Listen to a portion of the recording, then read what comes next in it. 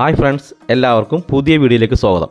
നമ്മളിന്ന് ഉണ്ടാക്കാൻ പോകുന്നത് സ്ട്രോബെറി മിൽക്ക് ഷേക്കാണ്. അതിനേക്ക് നമ്മൾ കുറച്ച് സ്ട്രോബെറി എടുത്തിട്ടുണ്ട്.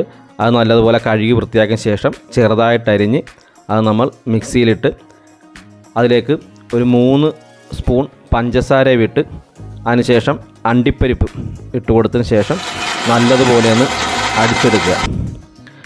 കണ്ടോ, ഇതേപോലെ അടിച്ചതിന് ശേഷം നല്ല കട്ടി പാല്, നമ്മൾ ഫ്രിഡ്ജിൽ വെച്ച് തണുപ്പിച്ച പാലാണ്, അതും കൂടെ ഇട്ട് അതും കൂടെ ഒന്ന് മിക്സിയിൽ അടിച്ചെടുക്കുക.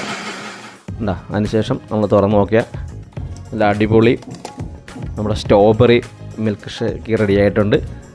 എന്താ, നല്ല അടിപൊളിയാണ്. ഒരു ഭംഗിക്ക് വേണ്ടി അതിൻ്റെ ഒരു പീസും കൂടെ വെച്ച് കൊടുത്തിട്ടുണ്ട്. അപ്പോൾ നമ്മുടെ സ്ട്രോബെറി ഷേക്ക് റെഡി ആയിട്ടുണ്ട്. നമുക്കൊന്ന് കുടിച്ചു നോക്കാം. അടിപൊളി കേട്ടാ, സൂപ്പർ എന്ന് പറഞ്ഞാൽ സൂപ്പർ.